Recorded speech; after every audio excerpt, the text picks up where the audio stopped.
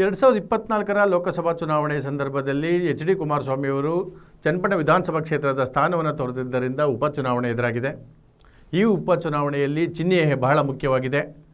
JDS ಪಕ್ಷದ ತೆನೆ ಹೊತ್ತ ಮಹಿಳೆ, BJP ಪಕ್ಷದ ಕಮಲ, ಈ ಎರಡು ಮೈತ್ರಿ ಪಕ್ಷಗಳಾಗಿದ್ರೂ ಸಹ ಯಾವ ಚಿಹ್ನೆಯಡಿ ಸ್ಪರ್ಧೆ ಮಾಡಬೇಕು ಅನ್ನೋ ಚರ್ಚೆ ಬಹಳಷ್ಟು ನಡೀತಾ ಇದೆ. ಕಾಂಗ್ರೆಸ್ ಒಂದೆಡೆ ನಾನು ಅಭ್ಯರ್ಥಿ ಅನ್ನೋ ಲೆಕ್ಕದಲ್ಲಿ ಅಥವಾ ಅಚ್ಚರಿ ಅಭ್ಯರ್ಥಿ ಅನ್ನೋ ಲೆಕ್ಕಕ್ಕೆ ಬಂದ್ರೆ, ಮೈತ್ರಿ ಪಕ್ಷಗಳಲ್ಲಿ ಇನ್ನೂ ಯಾರು ಅಭ್ಯರ್ಥಿ ಅಂತ ಇದುವರೆಗೂ ಫೈನಲ್ ಮಾಡಿಲ್ಲ. ಈ ಹಿನ್ನೆಲೆಯಲ್ಲಿ ಚನ್ನಪಟ್ಟಣ ವಿಧಾನಸಭಾ ಕ್ಷೇತ್ರ ಒಂದು ಚರ್ಚೆಯ ವಿಷಯವಾಗಿದೆ. ಪ್ರಿಯ ಕನ್ನಡ ಮನಸ್ಸುಗಳೇ, ನಾನು ನಿಮ್ಮ ಗೋರಾ ಶ್ರೀನಿವಾಸ್, ನೀವು ನೋಡ್ತಾ ಇದ್ದೀರಿ ಕರುನಾಡು ಟೈಮ್ಸ್ ಡಿಜಿಟಲ್ ಮೀಡಿಯಾ. ಪ್ರಿಯ ವೀಕ್ಷಕರೇ, ಚನ್ನಪಟ್ಟಣ ವಿಧಾನಸಭಾ ಕ್ಷೇತ್ರ ಉಪಚುನಾವಣೆಗೆ ಎದುರಾಗಿ ನಿಂತಿದೆ. ಚನ್ನಪಟ್ಟಣ ವಿಧಾನಸಭಾ ಕ್ಷೇತ್ರದಲ್ಲಿ ಈ ಹಿಂದೆ ಎಚ್.ಡಿ. ಕುಮಾರಸ್ವಾಮಿ ಅವರು ಮಾಜಿ ಮುಖ್ಯಮಂತ್ರಿಗಳು ಆಗಿದ್ದಂತವರು 2018 ಮತ್ತು 2023 ಚುನಾವಣೆಯಲ್ಲಿ ಗೆದ್ದು ಶಾಸಕರಾಗಿದ್ರು. 2024 ಚುನಾವಣೆಯಲ್ಲಿ ಅಂದ್ರೆ ಲೋಕಸಭಾ ಚುನಾವಣೆಯಲ್ಲಿ ಮಂಡ್ಯದಿಂದ ಸ್ಪರ್ಧೆ ಮಾಡಿ ಮೈತ್ರಿ ಪಕ್ಷದಿಂದ ಸ್ಪರ್ಧೆ ಮಾಡಿದಂತಹ ಎಚ್.ಡಿ. ಕುಮಾರಸ್ವಾಮಿ ಅವರು ಈಗ ಕೇಂದ್ರ ಸಚಿವರಾಗಿದ್ದಾರೆ. ಈ ಹಿನ್ನೆಲೆಯಲ್ಲಿ ತೆರವಾಗಿದ್ದಂತಹ ಚನ್ನಪಟ್ಟಣ ವಿಧಾನಸಭಾ ಕ್ಷೇತ್ರಕ್ಕೆ ಉಪಚುನಾವಣೆ ನಡೆಯಲಿದೆ. ಇನ್ನು 5 ತಿಂಗಳೊಳಗಡೆ ಯಾವಾಗ ಬೇಕಾದರೂ ಚುನಾವಣೆ ಎದುರಾಗಬಹುದು. ಈಗಾಗಲೇ ಇದೇ ಜಿಲ್ಲೆಯ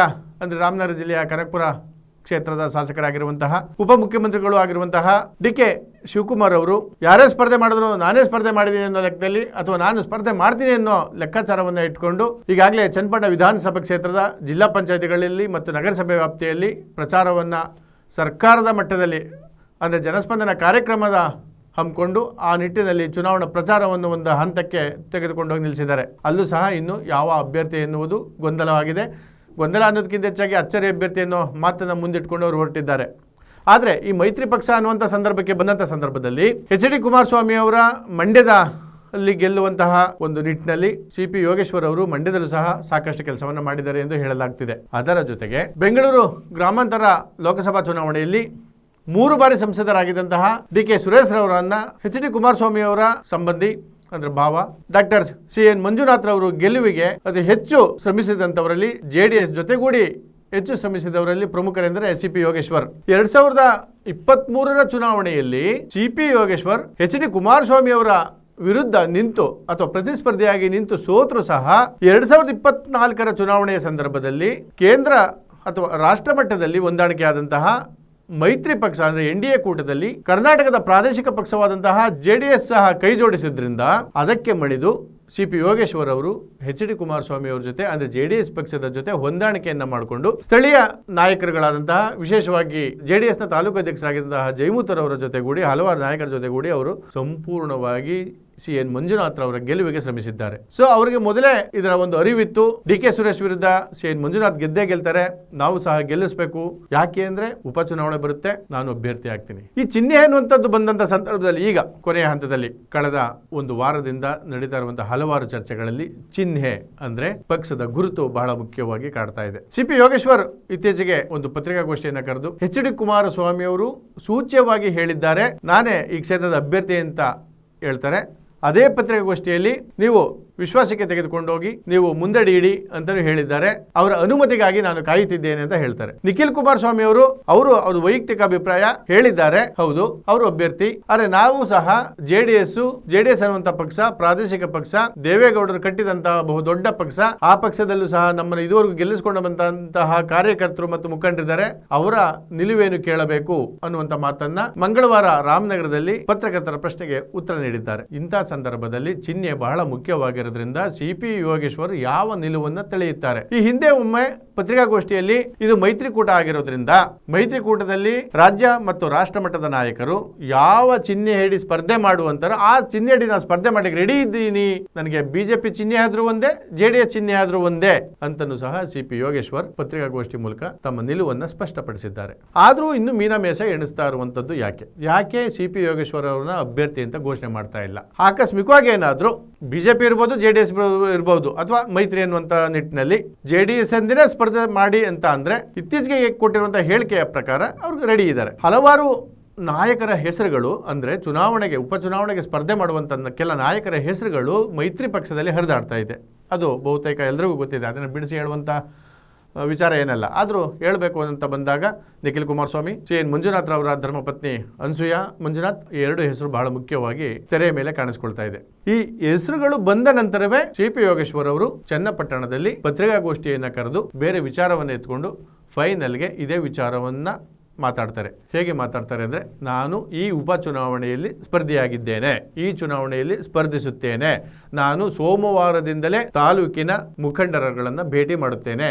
ಈಗಾಗಲೇ ಕಾಂಗ್ರೆಸ್ ಪಕ್ಷ ಕಣಕ್ಕೆ ಇಳಿದಿದ್ದಾರೆ. ಅವ್ರು ಇಳಿದಿಲ್ಲ ಅಂದ್ರೆ ನಾವು ಚುನಾವಣೆ ಹತ್ರ ಮಾಡಿಕೊಂಡು ಕಣಕ್ಕೆ ಬರ್ತಿದ್ವಿ. ಅವರು ಇಳಿದಿರೋದ್ರಿಂದ ನಾವು ಕಣಕ್ಕೆ ಇಳಿಲೇಬೇಕಾಗಿದೆ. ಹಾಗಾಗಿ ನಾವು ಪ್ರಚಾರವನ್ನು ಆರಂಭಿಸಲೇಬೇಕಾಗಿದೆ.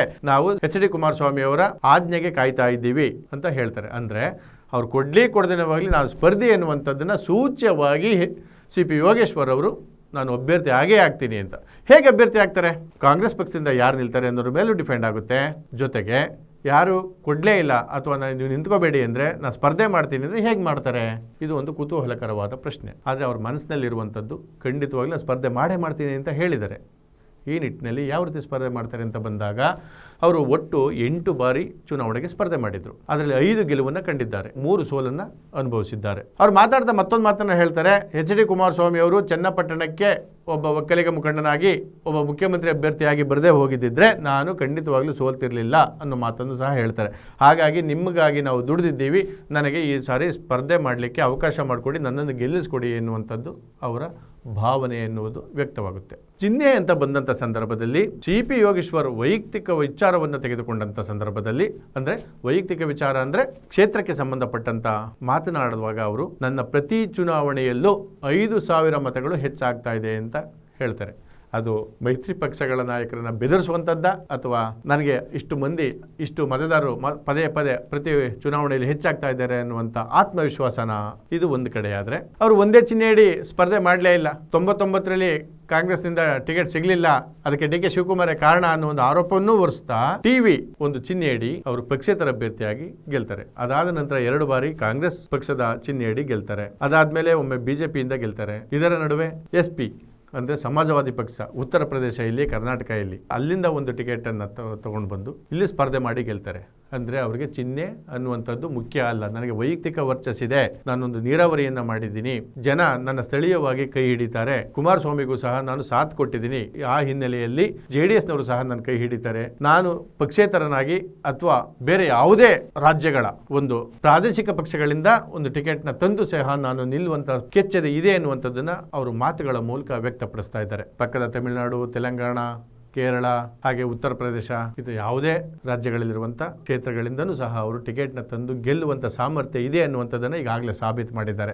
ಆ ಹಿನ್ನೆಲೆಯಲ್ಲಿ ಯಾಕೆ ಈ ವಿಚಾರ ಹೇಳ್ತೀವಿ ಅಂದರೆ, ಕೇರಳದಲ್ಲೂ ಸಹ JDSನವರು ಖಾತೆ ತೆರೆದಿದ್ರು. ಪಂಜಾಬ್ನಲ್ಲಿ ದೇವೇಗೌಡರ ಹೆಸರಲ್ಲಿ ಒಂದು ಭತ್ತದ ತಳಿ ಇದೆ. ಅದೇ ರೀತಿಯಲ್ಲಿ ಈಗಾಗಲೇ ಚನ್ನಪಟ್ಟಣ ವಿಧಾನಸಭಾ ಕ್ಷೇತ್ರದಲ್ಲಿ ಸಮಾಜವಾದಿ ಪಕ್ಷದಿಂದ ನಿಂತು ಗೆದ್ದಿದ್ದಾರೆ. ಯಾರು ಮೈತ್ರಿ ಪಕ್ಷದಿಂದ ನನಗೆ ಟಿಕೆಟ್ ಇಲ್ಲ ಅನ್ನೋದಾದರೆ ಯಾವುದೇ ಪಕ್ಷದ ಚಿಹ್ನೆಯಡಿ ನಾನು ಗೆಲ್ತೀನಿ ಅಥವಾ ಪಕ್ಷೇತರನಾಗಿ ಗೆಲ್ತೀನಿ ಅನ್ನೋ ಆತ್ಮವಿಶ್ವಾಸವನ್ನ ತಮ್ಮ ಆತ್ಮೀಯ ಬಳಗದ ಜೊತೆಗೆ ಪತ್ರಿಕಾಗೋಷ್ಠಿಯಲ್ಲೂ ಸಹ ಸೂಚ್ಯವಾಗಿ ಹೇಳುವ ಮೂಲಕ ಅವರು ತಮ್ಮ ದೃಢ ನಿಲುವನ್ನು ತಾಳಿದ್ದಾರೆ. ಹಾಗಾಗಿ ಈ ಉಪಚುನಾವಣೆ ಮೈತ್ರಿ ಪಕ್ಷಗಳಲ್ಲಿ ಯಾರು ನಿಲ್ತಾರೆ? ಸಿ.ಪಿ. ಯೋಗೇಶ್ವರ್ಗೆ ಟಿಕೆಟ್ ಸಿಗುತ್ತಾ? ಟಿಕೆಟ್ ಸಿಕ್ಕಿದ್ರೆ ಯಾವ ಚಿಹ್ನೆಯಡಿ ಸಿಗುತ್ತೆ? ಸಿಗಲೇ ಇಲ್ಲ ಅಂದರೆ ಸಿ.ಪಿ. ಯೋಗೇಶ್ವರ್ ಏನು ಮಾಡಬೇಕು, ಏನು ಮಾಡ್ತಾರೆ, ಯಾವ ಚಿಹ್ನೆಯಡಿ ನಿಲ್ತಾರೆ? ವೀಕ್ಷಕರೇ, ಇದೊಂದು ನಿಮಗೆ ಟಾಸ್ಕ್. ಚನ್ನಪಟ್ಟಣ ಉಪಚುನಾವಣೆಯಲ್ಲಿ ಸಿ.ಪಿ. ಯೋಗೇಶ್ವರ್ಗೆ ಚಿಹ್ನೆ ಎನ್ನುವುದು ಮುಖ್ಯ ಅಲ್ಲ ಅಂತ ಈಗಾಗಲೇ ಅವರು ಸಾಬೀತು ಮಾಡಿದ್ದಾರೆ. 5 ಚುನಾವಣೆಯಲ್ಲಿ ಸಾಬೀತು ಮಾಡಿದ್ದಾರೆ. ಹಾಗಾಗಿ ಈ ಚುನಾವಣೆಯಲ್ಲಿ ಅವರು ಯಾವ ಪಕ್ಷದಿಂದ ನಿಲ್ಲಬೇಕು, ಯಾವ ಚಿಹ್ನೆಯಡಿ ನಿಲ್ಲಬೇಕು, ಅವರು ಪಕ್ಷೇತರರಾಗಿ ನಿಲ್ತಾರ ಅಥವಾ ಬೇರೆ ಅಕ್ಕಪಕ್ಕದ ರಾಜ್ಯಗಳಲ್ಲಿರುವಂಥ ಪ್ರಾದೇಶಿಕ ಪಕ್ಷದಿಂದ ಒಂದು ಚಿಹ್ನೆಯನ್ನು ತಂದು